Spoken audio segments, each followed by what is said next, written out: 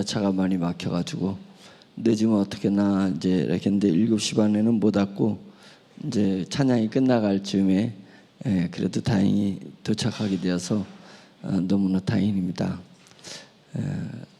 새벽에 예배 드리고 또 부지런히 기획서를 쓰고 또 서울에 올라가서 세미나하고 또 미팅하고 내려오면서 이렇게 계속 또 전화로다가 일을 하고 이제 하루 종일 떠들었어요. 하루 종일 떠들다가 또 하나님의 말씀을 전하려니까 실제는 이제 육신으로는 고단하고 입이 잘 떨어지지 않고 그러지만은 하나님의 말씀은 육의 것이 아니라 하나님의 말씀은 분명히 영적인 것입니다. 영의 분야입니다. 그래서 하나님의 말씀을 육으로 전한다는 것은 어불성설이다 이렇게 생각이 들고, 말씀이 사람을 붙드는 것이고, 우리는 생각하기에 내가 말씀을 전하는 것이고 내가 말씀을 잡는 거다라고 했지만은 그럴 것 같았으면 세상에 구원받지 않을 사람이 누가 있습니까? 하나님의 말씀이 나를 긍휼히 여기셔서 붙들어 준 것입니다. 거꾸로예요. 거꾸로. 하나님의 말씀이 나를 붙들어야 내가 붙들림 받는 것이고, 성령님께서 내게 믿음을 주셔야 내가 믿음이 만들어지는 것이지, 내가 노력해서 믿음을 소유할 수가 없고 내가 노력해서 성령님을 움직일 수가 없습니다. 하나님의 마음을 움직이는 것 같지만 실제는 하나님이 나를 불쌍히 여기셔서 그분이 스스로 마음을 움직여 주시기 때문에 하나님의 마음이 움직이는 것이지, 우리가 무슨 능력으로 하나님의 마음을 움직일 수 있고 성령님의 그 뜨거운 불을 내가 담을 수가 있습니까? 성령님께서 나를 긍휼히 여기셔서 그렇게 베풀어 주신 줄 믿습니다. 아멘. 그러니까 말씀이 선포될 때 속에 있는 영이 작동하고 영이 가동하게 되면 능히 저를 움직이시고 여러분들의 마음을 움직여 주실 줄 믿습니다. 아멘. 오늘 말씀은 사도행전을 이어서 19장을 보겠습니다. 금요 철야 때는 사도행전을 쭉 보고 있는데 벌써 19장까지 왔습니다. 조금 있으면 사도행전도 끝납니다. 그래서 이제 19장 하니까 10장만 더 하면 사도행전도 끝나가게 됩니다. 하나님의 은혜인 줄 믿습니다. 19장 1절에서 20절까지 그냥 이야기로 진행되니까 쭉 읽으면 될 것 같습니다. 19장 1절 시작. 아볼로가 고린도에 있을 때에 바울이 윗지방으로 다녀 에베소에 와서 어떤 제자들을 만나 이르되 너희가 믿을 때에 성령을 받았느냐? 이르되 아니라 우리는 성령이 계심도 듣지 못하였노라. 바울이 이르되 그러면 너희가 무슨 침례를 받았느냐? 대답하되 요한의 침례니라.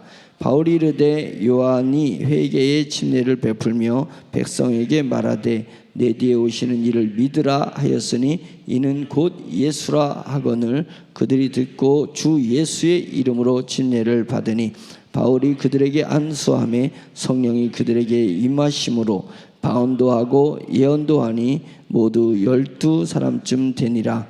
바울이 회당에 들어가 석 달 동안 담대히 하나님 나라에 관하여 강론하며 권면하되 어떤 사람들은 마음이 굳어 순종하지 않고 무리 앞에서 이 도를 비방하거늘 바울이 그들을 떠나 제자들을 따로 세우고 두란노 서원에서 날마다 강론하니라.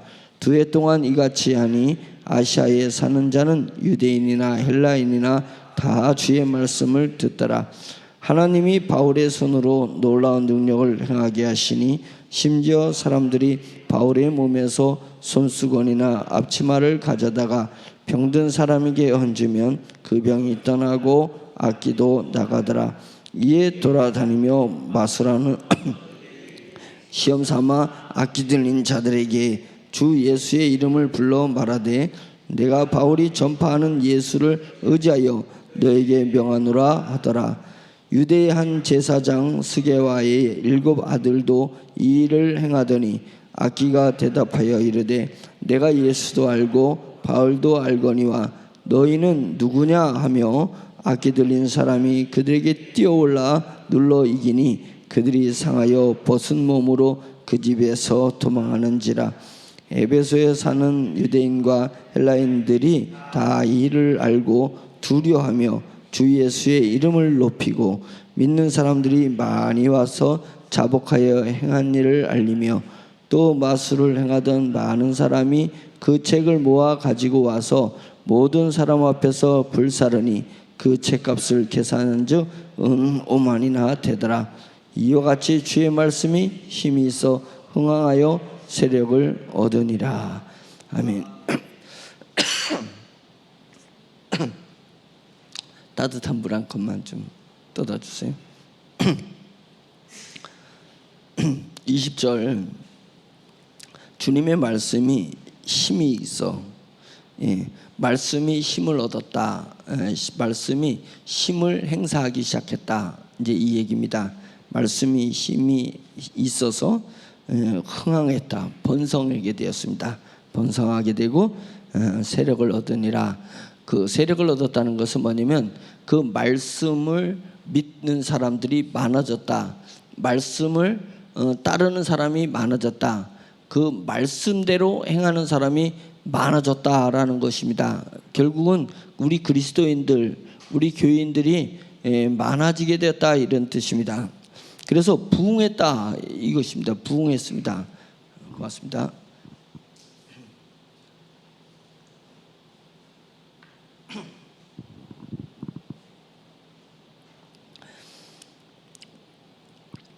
부흥하는 데 있어서 우리가 교회가 부흥하려고 많이 노력을 하는데 부흥의 근본이 뭐가 되냐면 하나님의 말씀이 돼야지 되는 것이죠. 하나님의 말씀 곧 복음, 예수 그리스도의 이름과 그 이름이 예수 그리스도께서 십자가, 우리를 위해서 십자가에 달려 돌아가시는 그 사건, 이것이 깊이 있게 또는 무게감 있게 진실하게 교회에서 선포되어야 되는 것입니다. 전해져야 되는 것입니다. 그러면 말씀이 힘이 생기는 거예요. 힘이 있어요.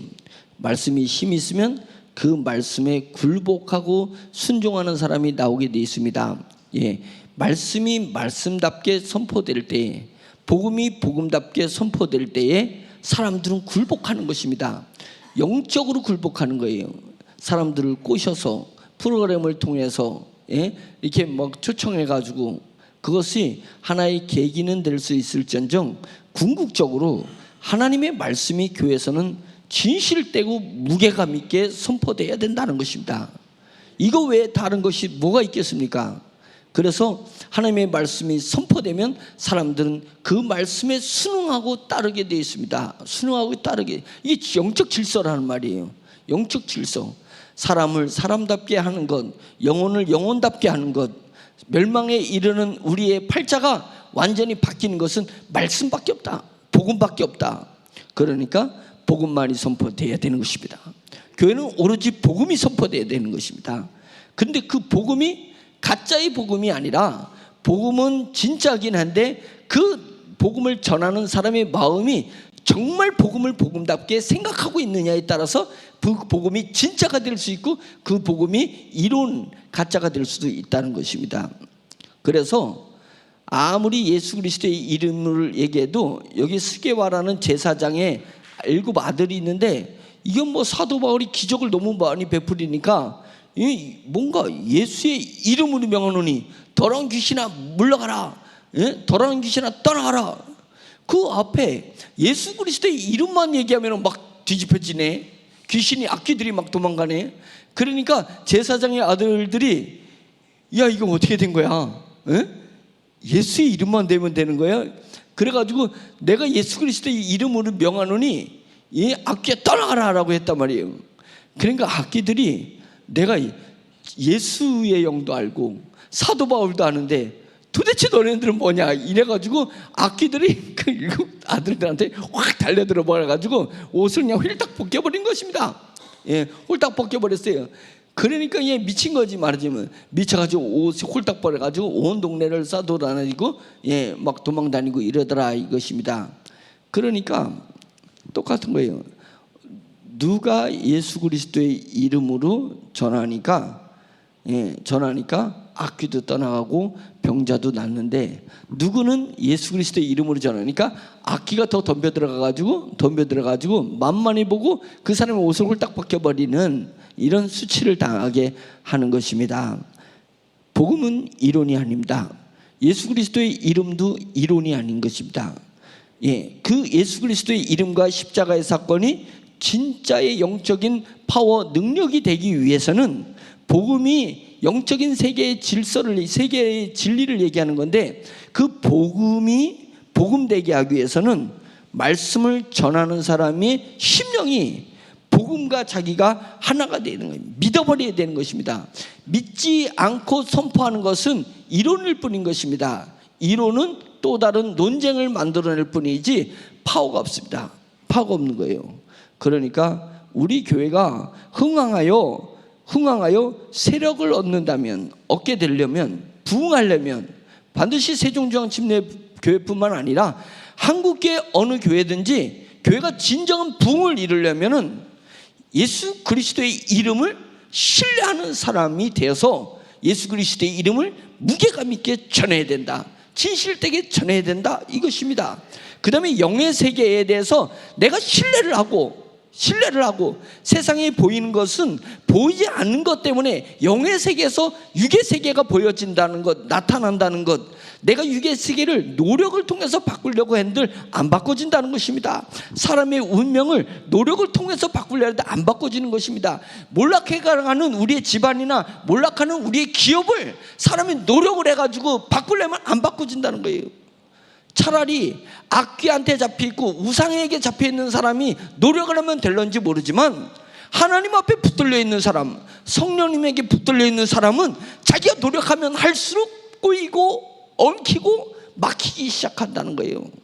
왜 그러냐면 하나님에게, 성령님에게 붙들린 사람이 노력을 해서 결실을 얻기 시작하면 그 사람은 하나님에게서 멀어지기 때문에 그렇습니다.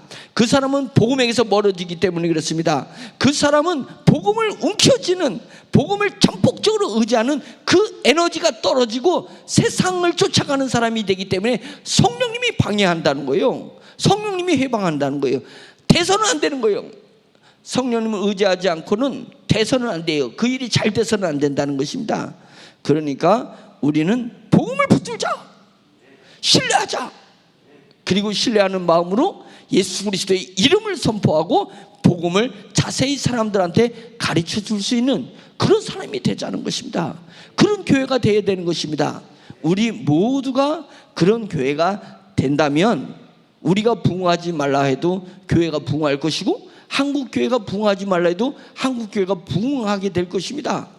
그것을 우리가 실현해내야 되는 거예요. 실현해야 된다는 것입니다. 자, 오늘 말씀은 성령의 역사를 질서 있게 이야기해 주고 있으니, 초대교회에서 이런 역사가 일어났다면 오늘날 교회에서도 이런 역사가 일어나게 될 줄로 믿습니다. 그걸 믿어야 돼요. 제가 우스갯소리로 얘기하는 게, 초대교회는 성령님이 역사하셔서 병든 자도 치료되고 귀신 들린 자도 떠나가고 운명도 바뀌고 교회가 부흥하기도 하고, 이것은 초대교회는 성령님이 역사했는데, 지금은 초대교회랑 벌써 2000년이 지났기 때문에, 그러면 지금은 성령님이 역사하지 않으니까 교회가 부흥하지도 못하고 교회 안에서 병자들이 치료되지 못하고 귀신 들린 자가 떠나가지도 못하는 그런 현상이 일어나는 거냐 이게요. 아니다 이거예요. 초대교회나 지금이나 똑같은 성령님이 역사하는 거다는 거예요. 근데 왜 지금은 성령님이 역사하지 못하게 하고, 역사되지 않고 우스갯소리로 같은 성령이 성령이에요? 성룡이야? 지금도 성룡, 홍콩 영화배우 성룡이 역사하는 게 아니라 지금도 역사하시는 분은 성령님이라는 거예요. 분명히 초대교회 역사했던 그 성령님이 오늘날에도 역사한다는 말이에요. 성령님이 역사하면 성령님이 역사할 때 어떤 증상들이 나왔더냐, 그거예요. 초대교회에 나왔던 현상들이 지금도 나타나야 된다는 것입니다. 지금도 안 나타나면 우리 교회는 성령님이 역사하는 게 아니라는 거예요. 그러면 여태 뭘로 유지했냐 교회가? 한국교회는 지금 뭘로 한국교회를 지탱하고 있느냐?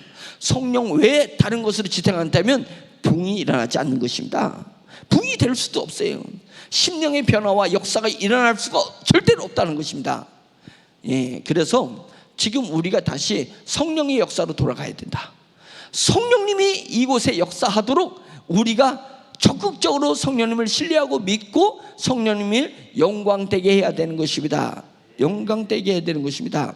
요한이 태어났을 때, 요한이 나왔을 때 선지자가 요한에 대해서 예언하기를 뭐냐면, 요한은 하나님이 예수 그리스도가 나타나는 길을 평탄케 하기 위해서 나왔다고 그랬습니다. 요한이 하는 일은 예수 그리스도께서 진리의 말씀이 선포되는 데 있어서 굽어진 길이 있다면 그 굽어진 길을 요한이 와서 쫙 펼칠 것이다. 거친 길이 있으면 평탄하게 할 것이다. 산은 깎아버릴 것이다. 골짜기는 메꿔버릴 것이다. 그것입니다. 그래서 예수 그리스도의 복음이 쭉쭉 나가게 만들어내는 것이다. 우리가 해야 될 일은 무엇이냐? 우리는 전적으로 성령님을 신뢰하고 의지하면서 성령님이 역사하시는데 거친 길이 있으면 우리가 평탄케 만들고, 높은 산이 있으면 우리가 깎아버리고, 골짜기가 있으면 우리가 메꿔버린다. 이런 각오를 가지고 우리가 하나님 앞에 충성된 자가 되어야 된다. 충성된 자가 되어야 된다. 그러면 성령님이 역사를 하신다, 이것입니다. 성령님을 영광되게 인식하라. 성령님은 하나님의 한 분으로서 거룩하시고 영광된 분이니까 그분의 발길이 부끄럽지 않게 하라, 이것입니다. 성령님이 임재하시고 성령님이 역사하시고 성령님이 우리 교회를 왕림하실 때, 우리 가정을 왕림하실 때, 내 심령을 왕림하려고 하실 때 그의 발이 부끄럽지 않게 하라. 거친 길을 걷지 않게 하시라, 이거예요. 그 다음에 높은 길을 험한 길을 걷지 않게 하라, 이거예요. 성령님이 능력이 없기 때문에 높은 길을 깎아내고 골짜기를 메꾸고 굽은 길을 피라는 얘기가 아닙니다. 그분의 위대하시고 거룩하신 성령님이 부끄러운 발이 되지 않도록 하라, 이거예요. 성령님을 모독할 수가 없습니다. 복음을 부끄럽게 만들 수가 없습니다. 우리 한국교회가 세상에 복음을 전할 때 얼마나 복음을 부끄럽게 만들었냐? 내가 복음을 부끄러워하고 사람들한테 동냥하듯이 제발 좀 나와주세요, 제발 좀 믿어주실래요? 뭐가 교회 부흥이 뭐가 그렇게 간절하고, 교회가 교인이 늘어나는 것이 뭐가 그렇게 애절해서 성령님의 발걸음을 부끄럽게 할 정도로 우리가 아쉬워서 사람들한테 동냥하듯이 그렇게 하느냐, 이거예요. 갑의 자리를 놓치지 마라. 우리는 복음을 내가 묶어버리면 저들은 구원받을 수 없어. 내가 복음을 풀면 저들은 구원받을 수 있어. 땅에서 매이면 하늘에서도 매일 것이고 땅에서 풀면 하늘에서도 풀릴 것이다. 이 절대 권세를 우리 그리스도인에게 주었기 때문에 하나님, 우리는 내가 복음을 저 사람들을 불쌍히 여겨서 저 사람들을 구원하기 위해서 내가 복음을 전하는 것이지 절대 100의 1이라도 부끄러워하지 않습니다. 아쉬워하지 않습니다. 아쉬워하지 않는 거예요. 그런 우리 심령을 가졌을 때에 성령님을 부끄럽게 하지 않는 것입니다. 왜? 그분이 거룩하신 하나님께서 이 땅에 영으로서 임재하시는데 임재하신 그의 발걸음을 부끄럽도록 우리가 거친 길을 만들어냈으며 그분이 부끄럽도록 높은 길을 만들어냈냐, 이것입니다. 높은 길을 만들어냈냐, 이거예요. 그것은 그분이 불편하지 않도록 우리가 심령으로 준비되는 그런 교회가 되어야 된다. 절대 그것을 잊지 맙시다. 하나님을 하나님답게 하는 것이, 하나님을 하나님답게 하는 것이 신앙인 것입니다. 그 신앙이에요. 참된 신앙을 우리가 하나님을 사람답게 하지 말아야 됩니다. 하나님은 인생이 아니십니다. 인생이 아니시기 때문에 하나님을 사람답게 하려면 안 돼요. 하나님을 하나님답게 하는 것입니다. 왕을 왕답게 하는 것입니다. 대통령을 대통령답게 하는 것이, 존귀한 자, 내가 존귀하게 생각하는 사람이 존귀해지게 해야 되는 것입니다. 존귀해지게 해야 되는 거예요. 그것입니다. 제가 서울에 갔더니 그래도 회장이 왔다고 뭐 꽃사지를 꽂아주고 또 꽃다발을 주고 막 사람들이 환영하는 모습을 보면서 야, 내가 뭐라고. 그런데 회사의 대표라고 서울에 왔다고 해가지고 그렇게 환영하면서 저를 회장답게 해준 것입니다. 그러면 내가 회장답게 하니까 그것만 좋아? 그게 아니라 우리 성령님이 성령답게, 그 교훈이 우리에게 있어야 되는 것입니다. 하나님을 하나님답게 하는 그리스도인의 언어를 정제하고 그리스도인의 행동을 하는 것입니다. 더욱더 그리스도인이 바라보는 것이 특출나야 되는 것이에요. 세상이 바라보는 것 보지 말고 우리 그리스도인들이 하나님을 하나님답게 할 수 있는 것을 바라보고 지향하고 그것을 향해서 나가는 것입니다. 그런 사람이 되자. 우리는 그런 사람이 되자. 그래서 초대교회는 사도 바울을 비롯해서 초대교회 교인들이 그런 심령을 가지고 하나님 앞에 매달렸습니다. 그런 담대함을 가지고 나섰습니다. 그 당시엔 그리스도인들이 없을 때 그리스도인들이 피어나는 것입니다. 새순이 솟아나도 새순이 싹이 나듯이 아니면 꽃망울이 터지듯이 그 당시에는 아무도 그리스도인이 없었을 때 그리스도인들이 처음 생기는 그때에 그들은 담대했어요. 하나님을 하나님답게 했단 말이에요. 하나님의 왕래하심이 부끄럽지 않도록 만들었다는 것입니다.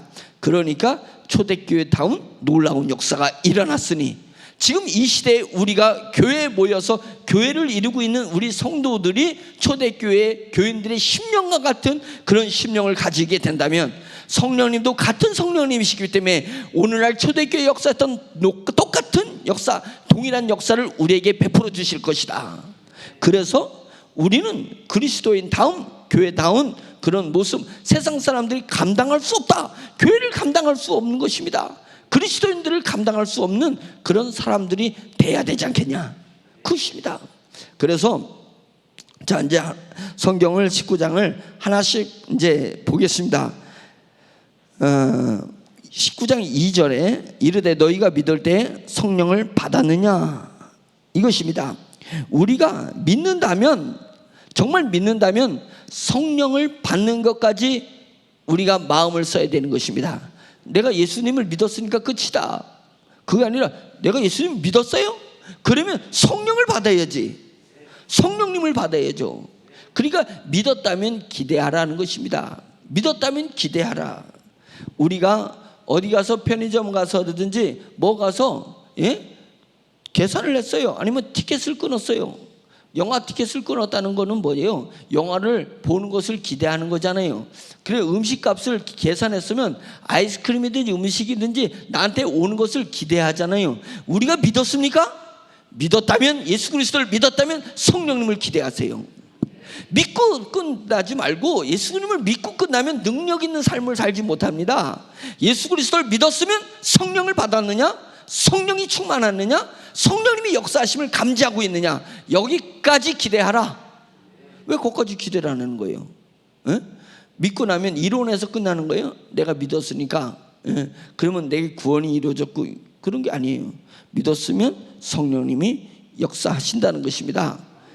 그것을 믿어야 돼요. 그것까지 기대해야 돼요. 기대해야 임하는 것입니다. 기대에 임하는 것이에요. 기대하지 않는데 그냥 불쑥 성령님이 찾아오는 것이 아닙니다. 내가 믿음의 사람이 성령님을 기대하는 거예요. 맞잖아요. 내가 믿음의 사람이라면, 예수 그리스도의 십자가의 은혜를 믿는 사람이라면 성령님을 기대하십시오. 그러면 여러분의 삶이 능력 있는 삶으로 바뀌는 것입니다. 그때 바뀌어 나가는 것이니까. 성령님을 받았느냐? 너희가 믿을 때 성령님을 받았느냐? 사람들이 아니라 우리는 성령이 계심도 듣지 못하였노라. 사도바울이 이런 일이 있을 수가 있냐 이게요. 예수 그리스도를 믿느라면서 성령님이 계신지도 모르면, 성령님이 역사하신지도 모르면 이게 무슨 믿음이냐? 반쪽짜리 믿음을 가진 것이니까. 그러니까 너희가 능력 있는 삶을 살지 못하는 거예요. 에베소 교회가 능력 있는 삶을 살지 못하는 것입니다. 그래서 그러면 안 돼. 예수 그리스도의 십자가의 보혈의 은혜를 믿으면 반드시 그 다음 수순은 성령님이 임하는 거예요. 성령님이 역사하는 거예요. 성령님이 내 삶을 바꾸고, 성령님이 내 심령을 바꾸고, 성령님이 내 환경을 바꿔주시는 것입니다. 그것을 해야 되는 것입니다. 바울이 이르되 그러면 너희가 무슨 침례를 받았느냐? 요한의 침례를 받았습니다. 요한의 침례는 회개의 침례입니다. 그동안에 우리가 잘못 살았습니다. 그동안에 잘 살지 못했습니다. 그동안에 다른 것을 믿고 살았습니다. 회개의 침례가 요한의 침례입니다. 자, 회개의 침례에서 머물러 있다니. 교회 나오면서 그저 세상과 이별하고 세상 쫓던 내가 이제는 주님을 쫓겠노라고 해가지고 예수 그리스도를 믿겠노라고 한 것에 멈추고 있다니. 이것은 너무 안타까운 일이다.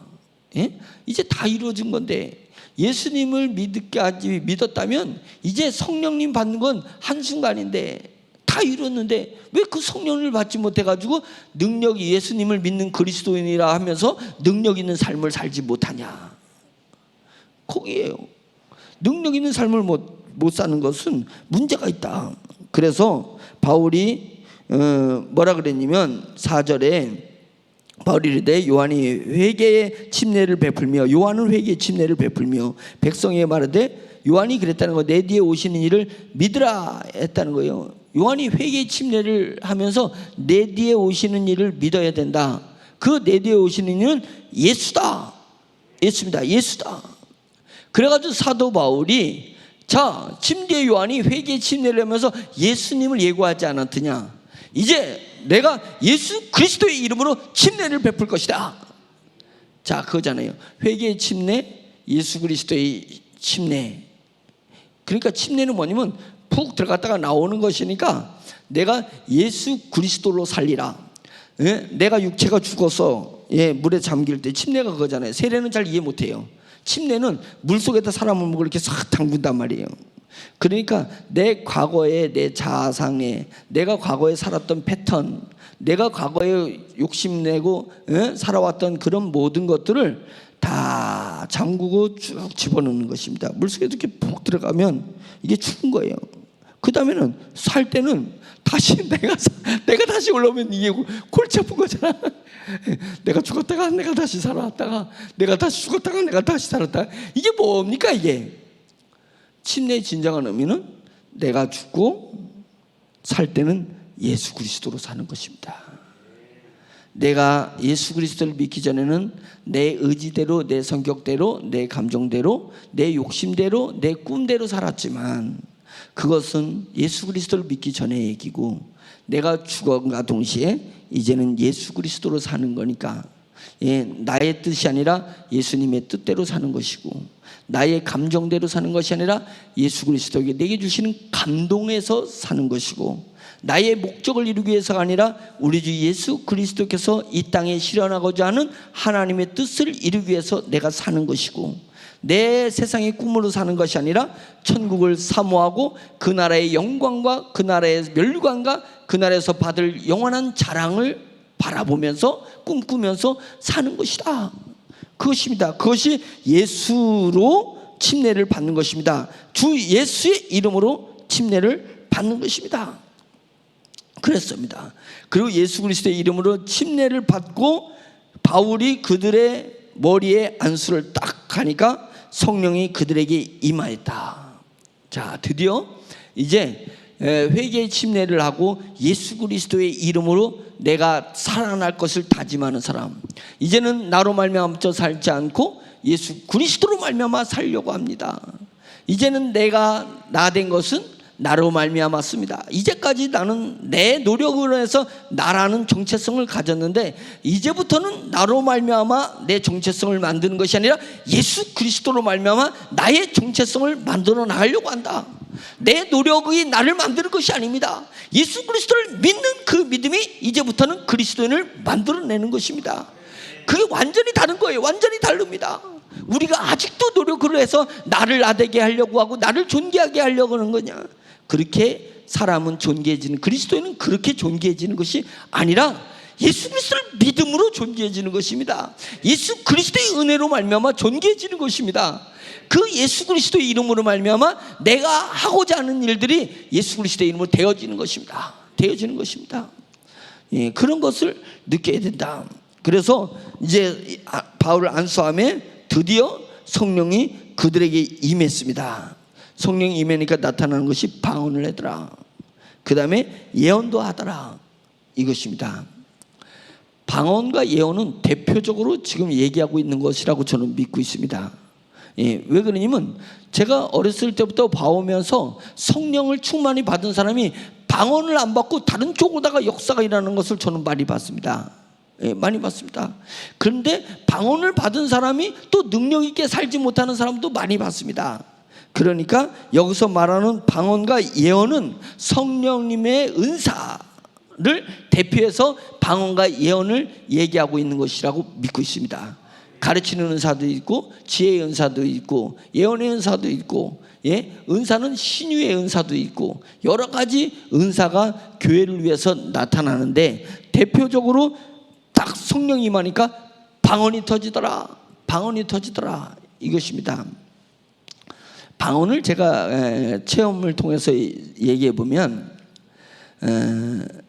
이게 말이 뭔가 영적인 깨달음이 내게 오는데, 영적인 이 벅찬 감동이 내게 오는데, 이 벅찬 감동을 내 말로, 내 한국말로다가 그동안에 막 표현하려고 했는데 이 표현이 안 될 때가 있어요. 이 언어가 안 터질 때가 있어요. 이게 너무 신비롭고 너무 가슴이 벅차. 그 다음에 무엇에 대해서 간절히 하나님 앞에 사모하는 거예요. 이것이 이루어지면 좋겠다라는 것이 내 육체의 욕심이 아니라 정말 내가 하나님 편에 서서, 정말 내가 예수 그리스도와 성령님 편에서 이것이 정말 이루어졌으면 좋겠다라고 간절히 할 때 팍 터져버립니다. 왜냐면 사람의 언어로 영적인 것을 담을 수가 없을 때, 팍 터지는 거예요. 제가 방언 말고 이제 방언을 안 받은 분을 해서 이해를 돕기 위해서 하는데, 이 세상의 방언이 있더라고. 세상의 방언, 영적 방언 말고 세상의 방언인데, 제가 막 이 분노를 어떻게 감당을 못할 때가 있어요. 막 내가 너무 화가 나는데 제가 욕을 잘 안 했는데 그냥 내 말을 해도 이 안에 있는 이 분노를 어떻게 터뜨리지 못하는데 갑자기 누가 나한테 쌍욕을 하는 거예요. 예? 그러니까 배우잖아. 근데 그 쌍욕을 하는데 나도 쌍욕을 같이 해준 거예요. 따라서 개엑섹스라니까 나도 개엑섹스래. 얘 쌍엑섹스라니까 나도 쌍엑섹스. 근데 제가 그때 놀랐어요. 아주 놀라웠어요. 내 속이 후련해지는 걸 느꼈습니다. 야, 욕이 방언이구나. 욕이 방언이, 세상의 방언이 욕이야. 새로운 세계를, 새로운 언어가 욕입니다. 한번 욕을 해보면 속이 후련해져. 그래서 욕하는 사람이 속의 내 감정의 체증을 털어버리려고 욕을 하는 것 같습니다. 웃긴 예화긴 한데, 비유긴 한데, 제가 욕하라고 하는 게 아니라 지금 방언을 얘기하려고 하는 것입니다. 영적인 성령님의 은혜가 내 가슴을 두들기고, 예? 영의 세계가 내가 막 펼쳐지게 되고, 이제는 내가 육적인 것들에게서 이제 벗어나고려는 의지가 막 생기는데, 이 은혜를 말로 표현하기 어려워. 이게 한국말로 표현하기 어려울 때에 툭툭툭툭 터지는 거예요. 방언이 막 터지는 것입니다. 그래서 우리가 방언을 하느냐 안 하느냐에 거기다 의미를 두지 말고, 내 심령이 하나님의 나라를 읊고 싶으냐, 이거. 내 심령이 하나님에 대한 소망을 말하고 싶으냐, 그 간절함이 있게 되면 내가 사람의 언어로 말하지 못하는 그런 방언이 터져나오는 것이다. 그러니까 방언이 중요한 거예요? 그 심령이 중요한 거예요. 성령님이 내 가슴을 터치하시는 그 심령이 더 중요한 것입니다. 그 심령이 있으면 방언을 안 해도 방언 같은 능력이 있는 것이며, 그 심령이 방언이 터지면 더 수월하게 영적인 이야기들을 하나님과 교통할 수 있는 것입니다. 저는 여러분들한테 성경에서 얘기했듯이 저는 부탁을 드리고 권고합니다. 방언을 받으세요. 방언을 받으면 여러분들이 영적 생활을 하는데 매우 유익합니다. 매우 유익한데 왜 그것을 사모하지 않느냐? 사모하라. 방언을 사모해야 됩니다. 성경이 기록된 것이니 이상할 것이 없습니다. 잘못 나갈 것이 없습니다. 그 방언이 수준이 낮든 수준이 높든 따따따따 하든지 랄랄랄 하든지, 그것이 억지로 해서는 방언이 아니, 내 심령에 성령님이 불이 붙어 간절히 기도하고 싶은 열정이 있을 때 터진다는 거예요. 그러면 랄랄라 뭐 어떻고 또면 어떻겠냐 이거예요. 그것은 신경 쓸 거 없어요. 내 심령을 터뜨리는 게 더 중요한 것입니다. 그래서 성령이 임하시니까 방언도 하고 예언도 하더라. 예언은 소망을 믿어버리는 것입니다. 예, 소망을 믿고 선포되는 것이 예언입니다. 예, 그것이 나의 바람이 아니라 성령님이 나에게 주시는 소망이에요. 소망이 있어요. 그 다음에 소명이 있습니다. 그 소명을 예언하는 것입니다. 말하는 것입니다. 제가 뭐 간증이 여러 가지가 있다 할지라도 반복해서 얘기하는데 제 인생에 중요한 결정들이 있습니다. 하나님을 체험한 결정 사항들이 있는데 초등학교 6학년 때 하나님의 은혜가 넘치니까 목회자가 되기로 제가 서원했습니다. 다르게 하면 예언한 것입니다. 그 예언이에요. 하나님, 제가 목회자가 되겠습니다. 주의 종이 되겠습니다. 그래서 하나님의 이 받은 은혜를 제가 최선을 다해서 애쓰겠습니다. 그래서는 목회자가 되기로 서원해버렸습니다. 예언해버렸어요. 근데 그 예언이 맞았잖아요. 제가 목회자가 됐잖아요. 초등학교 6학년 때 목회자가 되기로 서원했어요. 작정했습니다. 근데 그것이 이루어졌습니다. 그것입니다. 우리가 성령에 충만하면 성령님이 내게 주신 바람이 있습니다. 그 바람을 믿음으로 선포하는 거예요. 그러면 그것이 예언이 되는 것입니다. 예언을 너무 사이비적, 그러니까 그 환상적, 그렇게 생각하면 안 되는 것입니다. 그래서 내 육신의 자아를 내려놓고 정말 영에 심취되어 오매불망 성령님을 바라보면 내 꿈이 아니에요. 내 바람이 아니에요. 육적인 것들이 아니라 성령님이 주신 바라는 것이 생깁니다. 그때 담대하게 선포하세요. 선포하세요. 내가 기도했더니 이런 바람을 내 심령에 주시더라. 그것을 성도들 앞에서 하나님이 내 바람을 이런 것을 주신 것을 이야기하는 것입니다. 선포하는 것입니다. 그것이 예언이 되는 거예요. 그 예언이 되는 것입니다. 그래서 모두가 아멘 하는 거예요. 그러면서 교회가 그 바람, 믿음으로 선포한 그 바람을 향해서 교회가 나아가는 것이고 내 인생이 그리로 지향해서 나아가는 것입니다. 그러면 영적인 삶이 내게 펼쳐진다. 그것입니다. 그러니까 성령이 충만하니까 방언을 하고 예언을 하는 거예요. 아멘이죠. 우리도 그렇게 해야 돼요. 우리도 그렇게 해야 됩니다. 그래서 오직 예수 그리스도와 그분이 십자가에 못 박힌 것을, 그 복음인데 그것을 지향하면 성령님이 내 안에 충만히 역사하시면 하늘의 언어를 내 육의 언어로 못하니까 방언이 터지고, 방언이 터져서 깊이 기도하다 보면 내가 세상에서 이제까지 꿈꾸지 않았던 새로운 꿈과 새로운 바람을 이야기하게 돼 있습니다. 그 마음이 들게 돼 있어요. 내 속에 들게 됐을 때 내 속에다만 묻지 말고 내 언어로 선포하라 이거예요.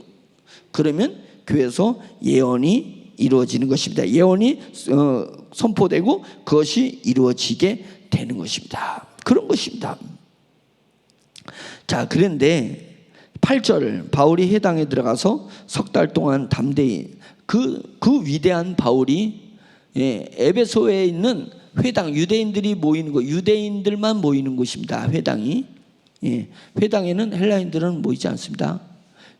유대인들만 모이는 곳에서 3달 동안에 사도 바울이 이 깨달은 진리에 대해서 3개월 동안에 담대히 하나님의 나라와 복음에 대해서 강론하면서 권면했습니다. 이거 대단하죠. 대단한 일입니다. 사도 바울이 이 세종 우리 금남면에 와가지고 3개월 동안에 있으면서 여기서 강론했다고 생각해 보세요. 야, 이거 뭐 꿈도 못 꾸는 일이죠. 성령님에게서 3년 동안에 성령님에서 이 복음을 배운 이 사도 바울의 영성으로 하나님의 말씀을 3개월 동안에 풀어주고 가셨다라면 얼마나 대단하겠습니까? 그런데 9절에 어떤 사람들은 마음이 굳어서 순종하지 않고 도리어 무리 앞에서 이도를 비방해요. 예, 비방해요. 이것은 우리가 알고 있는 게 아니다. 예, 이런 식으로 하면서 비방하는 것입니다. 왜 비방해요? 마음이 굳어졌어요. 마음이 굳어지니까 성령님이 방향을 잡아주는 대로 순종하지 않은 거예요. 그러니까 예, 비방하는 것입니다. 예수 그리스도의 십자가의 도를 비방하는 것입니다. 고정관념이 복음을 회방하는 가장 큰 적입니다. 내 육적 자아의 고정관념, 내가 이제까지 살아온 패턴의 고정관념이 하나님의 역사를 얼마나 방해하는지 모릅니다. 내 고정관념을 십자가에 못 박으셔야 됩니다. 그게 쉬운 건 아니에요. 쉬운 건 아닌데 나의 고정관념과 나의 삶의 패턴을 십자가에 못 박으셔야 됩니다. 십자가에 못 박으셔야 됩니다. 그리고 내가 내 심령의 깊은 곳에서 내 마음이 믿음을 붙들고 성령님을 추구해야 되는 것입니다. 성령을 추구하는 거예요. 그러지 않으면 이 회당에 있는 사람들과 같은 거예요. 3개월 동안에 전했는데 수포로 들어갔습니다. 그들이 유대인들의 고정관념 때문에 수포로 들어가 버렸습니다. 그래서 사도 바울이 어떻게 했냐면 바울이 그들을 떠나버렸어요. 회당을 떠나버렸습니다. 3개월 동안에 정말 애쓰고 노력하는데 그 고정관념을 못 깨우친 것입니다. 예, 그런 거예요. 그 사도 바울이 논쟁을 해가지고 그 고정관념을 깨트리려고 노력하지 않았습니다. 안 되는구나 하고 떠나간 것입니다. 우리가 예수 그리스도의 도를 전한다고 했을 때, 우리가 복음을 전한다고 했을 때 사람들하고 이렇게 전하는데 그들이 딱 그냥 그 호두 껍질처럼 딱딱해 있는 고정관념이 있을 때가 있어요. 그러면 빨리 철수하셔야 됩니다. 그거 자존심이 동원되거든요. 우리가 그리스도인들도 내 자존심이 동원돼. 복음에 대한 자존심. 그래가지고 이게 복음을 전해서 그게 오늘 불쌍히 여기는 게 아니라 이제는 내가 여기서 물러나면 내 자존심이 상할 것 같아가지고 그냥 죽으라 하고 말싸움할 때가 있습니다. 그거는 능력이 안 나가는 거예요. 그러니까 이 사람이 고정관념으로 탁 나게 오는 것을 딱 느끼거든 바로 물러서세요. 때가 아닌 거예요. 때가 아니다.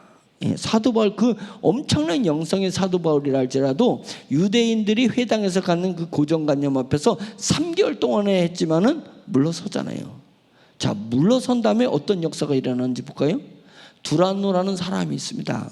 예, 에베소에 두란노라는 대스승이었던 것 같습니다. 그래서 이 두란노라는 사람이 자기가 사람들 공간을 만들고 자기의 서원을 만드는 것입니다. 두란노가 지역 이름이 아니에요. 사람 이름이에요.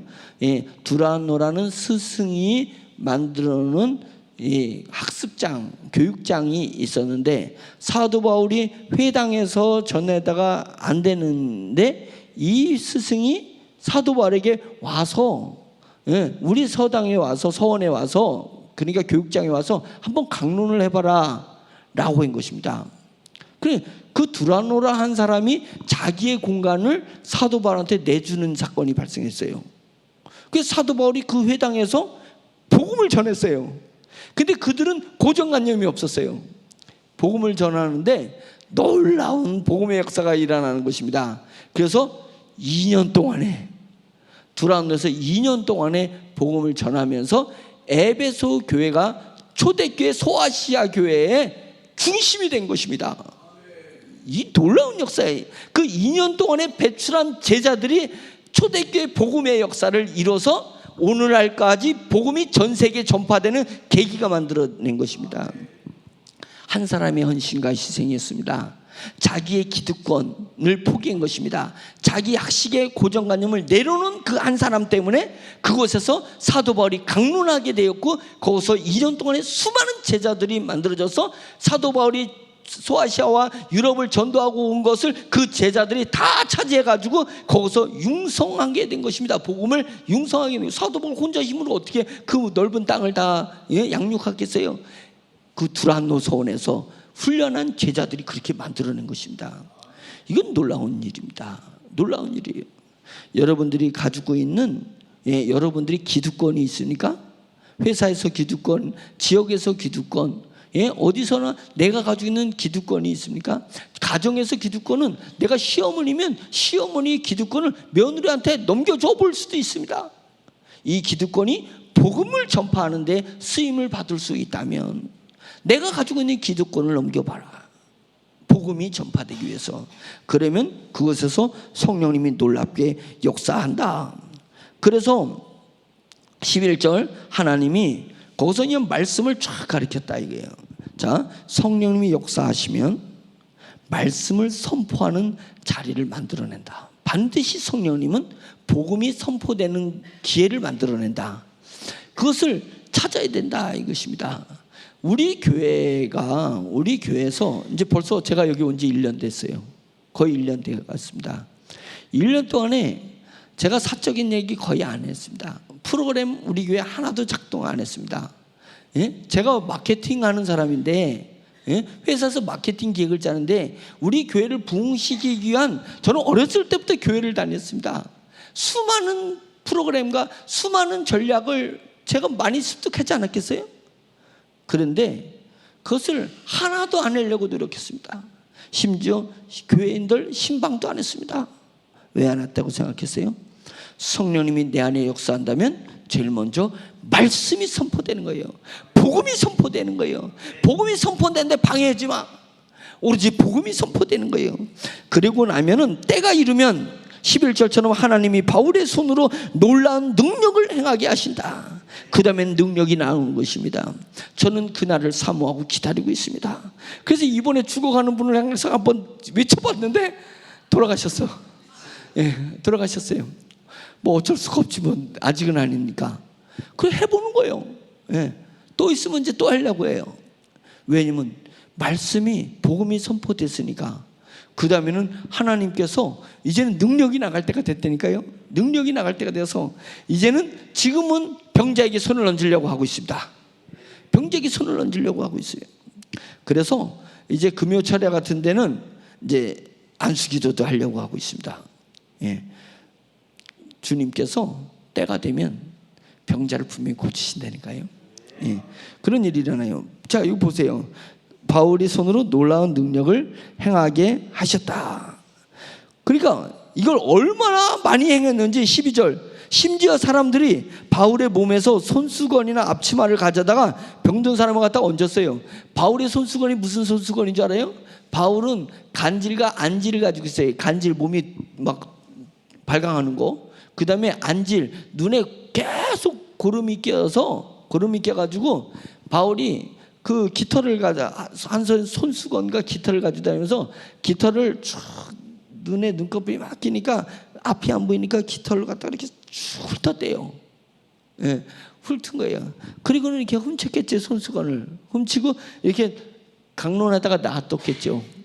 근데 몰라가지고 그 손수건을 훔쳐가지고 그걸 갖다가 바울이 손이 한계가 있으니까 얼마나 기적을 많이 베풀었으면, 사람들이 얼마나 병든 자가 많이 왔으면 손이 모자라니까, 바울이 손이 모자라니까 손수건 갖다가 덮어버린 거야. 그 사람이 환처에다. 근데 그 손수건 가지고 놔버리는 거예요. 막 나는 것입니다. 그리고 바울이 앞치마가 있잖아요. 왜? 천막 끼질 때 앞치마가 있잖아요. 그 바울이 앞치마도 훔쳐가지고 와가지고 앞치마를 덮으니까 병자가 낫는 거예요. 그것은 뭐냐면 믿음의 전이성을 얘기하는 것입니다. 믿음이 전이 되는 거예요. 전염되듯이 믿음이 전이 되는 것입니다. 우리 교회에 누가 믿음의 사람이냐 이거예요. 진짜 믿음의 사람이 있냐? 한 사람이 믿음의 사람이 있으면 전이 됩니다. 다른 사람한테 그 믿음이 전가되는 거예요. 그래서 바울이 그 믿음으로 엄청난 기적을 베푸니까 그 믿음이 전가돼가지고 바울의 손수건이나 바울의 앞치마를 갖다가 했는데도 앞치마가 능력이 있었겠어요? 손수건이 능력이 있겠어요? 하도 바울이 병자를 치료하는 그 능력을 보니까 그의 마음속에, 제자들의 마음속에 믿음이 전이 되는 거예요. 믿음이 전파된 거예요. 그래가지고 그 믿음을 가지고 손수건을 얹었는데 기적이 일어난 것입니다. 그것이에요. 교회는 그렇게 되는 것입니다. 누가 믿음의 원조가 될래요? 우리 교회 믿음의 원조 누가 되겠습니까? 죽어가는 사람한테 손을 얹어서 명령을 할 수 있는 것. 아픈 사람에게 이거 손을 얹으면 날까 말까가 아니라 아픈 사람에게 하나님이 역사하실 때 저 병이 날 거라고 확실히 믿는 사람, 그 사람이 먼저 기적을 일으킬 것이다.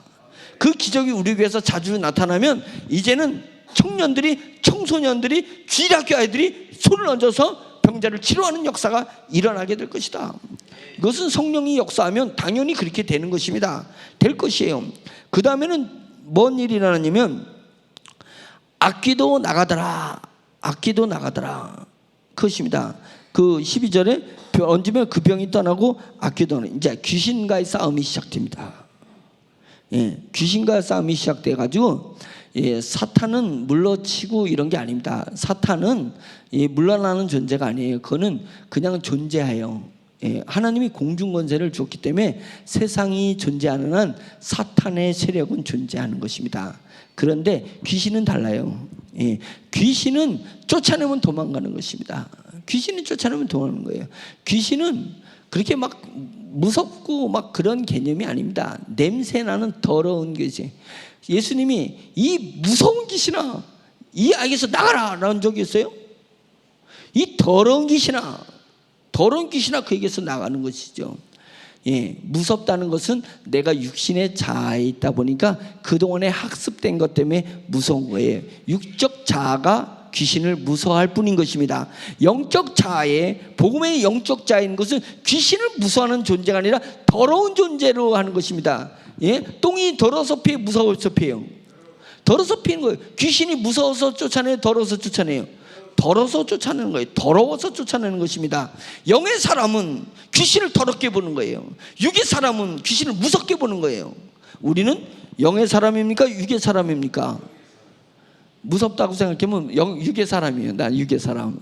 죄야, 저를 육에서 이기게 해주시옵소서. 영의 사람이 되게 해주시옵소서. 기도해야 돼요. 자기가 육의 사람인지 모르고 있어. 귀신이 무서우면 육의 사람, 귀신이 더러우면 영의 사람. 난 아직도 멀었네. 이래도 그러니까 추구해야 돼요. 영적 삶을 추구해야 돼. 그래서 더러운 귀신아 떠나가라 하면 귀신은 떠나가겠는 거예요. 이제는 영적 세계에 대한 체험을 주시는 것입니다.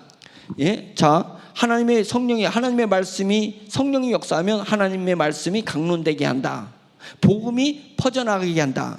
하나님의 말씀이 강론되면 때가 되면 병자가 치료되게 된다. 병자가 치료된 다음에는 그 다음에 영적 세계를 체험하기 위해서 귀신을 쫓아내게 한다. 귀신을 쫓아내게 한다. 귀신을 쫓아내게 하기 위해서 귀신이 존재해요. 영적인 능력을 훈련하기 위해서 어쩌면 귀신이 존재할 수도 있으니까 그거는 내 밥이다 라고 생각하고 그냥 귀신을 명령해서 쫓아나는 그런 일들이 일어나게 된다는 것입니다.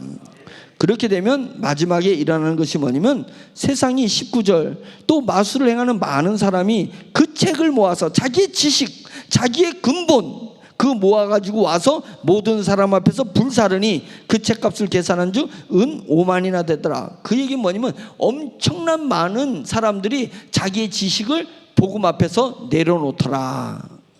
자, 귀신의 역사가 나간 것에서 기뻐하지 말라. 예수님이 그랬잖아요. 70인을 파송하니까 70인이 나가가지고 예수의 이름으로 귀신을 명령했더니 귀신이 막 쫓아나가니까 70인이 선교를 하고 전도 여행을 하고 돌아와가지고 예수님 앞에 막 신났습니다. 우리가 주님의 이름을 명령했더니 귀신이 다 떠나갔습니다. 그러니까 예수님이 네 귀신이 쫓아간 것에서 기뻐하지 말고 너의 이름이 생명책에 기록된 것을 기뻐하라. 우리의 이름이 생명책에 기록된 것에 기뻐하는 역사가 일어나니까 생명책을 기억할 수 있는 것입니다. 생명책을 소망하는 게 되는 것입니다. 그러면 그것이 육의 지식이 생명력이 없다는 것을 느끼게 될 거예요. 돈에 생명이 없다는 것을 느끼게 될 거예요. 우리가 먹고 사는 것이 생명력이 없다는 걸 느끼게, 내가 그동안에 그렇게 사모했던 내 직위가 올라가고 내 명예가 올라가는 것이 생명력이 없다는 것을 느끼게 되는 순간 버려버린다. 아직도 그런 육의 것들을 사모하고 막 그것을 막 더 많이 가지려고 하고 그러게 되면 아직 내 이름이 생명책에 기록되는 그 생명력, 이름은 자기 존재니까 자기 존재의 생명력이 역동적으로 역사하는 것을 모른다는 거예요. 생명책을 기억하라. 생명책을 기억하면 육체의 지식을 버리게 되는 것입니다. 세상 것을 버릴 수 있어요. 가감에게 그런 역사가 일어나더라 이게요. 그러니까 복음이 선포되고 병자가 치료되고 귀신이 쫓아낸다면은 그 다음에는 다시 돌아와서 세상 것이, 생명이 없는 세상 것이 무의미하게 한다는 것을 알아서 그것을 불태워버리는 그런 역사가 일어나는 것입니다. 그런 역사가 일어나는 것입니다. 우리 교회가 빨리 그런 수준까지 가기를 바랍니다. 수준 가기 바라요. 그런데 그러면 못 사냐? 그게 노력을 안 한다고 못 사냐? 그런 게 아니라니까요. 우리가 노력으로 세상에서 얻고자 하는 것보다 성령이 역사하면 더 큰 것을 얻게 되는 거예요. 더 부해지고 더 건강해지는 거예요. 맨날 운동하고 막 이러면 내가 건강할 것 같지만 한 방에 푹 가기도 해. 그러나 성령이 역사하면 운동하지 않아도 운동하는 사람보다 더 건강해지는 역사가 일어나는 것입니다. 그 생명력 때문에 그런 거예요. 생명력. 내 이름이 생명책에 기록된 것을 기뻐하라. 내 안에 생명력이 넘치는 것을 기뻐하면 그것이 건강해지는 것이고 그게 부여해지는 것이고 그것이 존귀해지는 것입니다. 아멘이죠? 자, 이제 20절 결론. 이와 같이 주의 말씀이 에베소 교회에서 힘이 있어 흥황하여 세력을 얻게 되었다. 에베소 교회가 부흥하게 되었다. 해피엔딩으로 오늘 사도행전 19장이 이렇게 영적 흐름을 가지고 부흥까지 연결되었으니 우리 세종중앙침례교회도 그렇게 부흥하는 질서에 맞춰서 영적 흐름에 맞춰서 부흥까지 일어나는 그런 교회가 되기를 예수 그리스도의 이름으로 축원합니다. 자, 시간이 지금 4분 지났는데 한 2, 3분 주여 한번 외치고 기도하겠습니다.